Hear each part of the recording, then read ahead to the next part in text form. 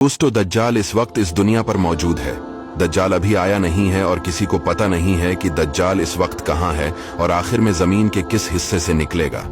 लेकिन पूरी इस दुनिया पर एक ऐसा सहाबी गुजरा है जिन्होंने दज्जाल को देखा भी है, इससे मुलाकात भी की है और इससे बातचीत भी की है। दोस्तों, वीडियो को जरा गौर से सुनिएगा। एक मर्तबा हमारे नबी सल्लल्लाहु अलैहि वसल्लम ने अचानक अपने सहाबा को जमा फरमाया और खतबा देने के लिए मेंबर पर तशरीफ फरमा हो गए और नबी करीम सल्लल्लाहु अलैहि वसल्लम ने फरमाया कि अमीमदारी ने मुझे बताया कि वो 30 अफराद थे और किश्ती में वो सफर कर रहे थे कि तूफान आ गया और वो भटक गए। तकरीबन महीना भर वो समंदर में घूमते रहे और एक दिन सूरज गुरूब होने के वक्त एक नामालूम ईलैंड पर वो पहुंचे। उन्हें वहां सयाह रंग की मखलूक नजर आई जिसके जिस्म पर बाल बहुत ज्यादा थे। उन्होंने उससे पूछा कि तुम कौन हो? उसने कहा, मैं जासूस हूं, और कहा कि हमें अपने बारे में कुछ बताओ। उसने कहा कि ना मैं तुम्हें कुछ बताऊंगा न तुमसे कुछ सुनूंगा।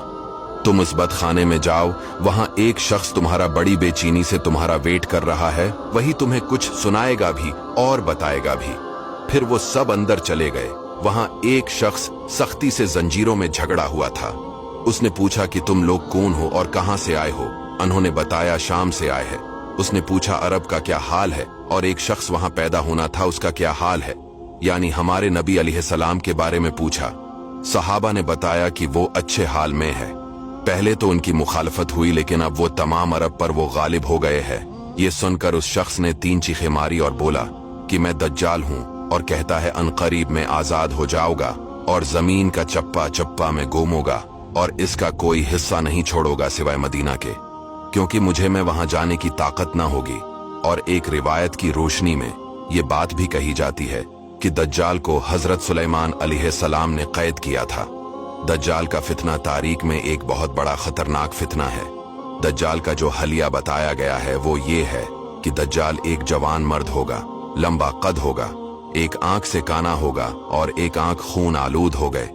दज्जाल की पेशानी चौड़ी होगी और उसकी पेशानी पर लिखा होगा काफिर, जिसको हर मुसलमान पढ़ेगा और काफिर को नजर ना आएगा। दज्जाल के निकलने से पहले दुनिया बहुत बुरी हालत में होगी। इसके निकलने से पहले 3 साल पहले इस दुनिया में खशक साली फैली होगी। दीन के मामले में लोगों में कमजोरी पैदा हो चुकी होगी। तब दज्जाल ईस्ट साइड से अस्बहान या खुरासान शहर से निकलेगा और जमीन पर 40 दिन रहेगा, जिनमें से एक दिन 1 साल के बराबर होगा, दूसरा दिन महीने भर के बराबर होगा और तीसरे दिन हफ्ता के बराबर होगा। इस मद्दत में दज्जाल अपने गड्ढे पर सवार होकर सारी दुनिया का चक्कर लगाएगा। दज्जाल के इन फितनों की वजह से अहले ईमान सख्त परेशान और तंगी के आलम में भागकर दुखान नामी पहाड़ में पनाह लिए हुए होंगे।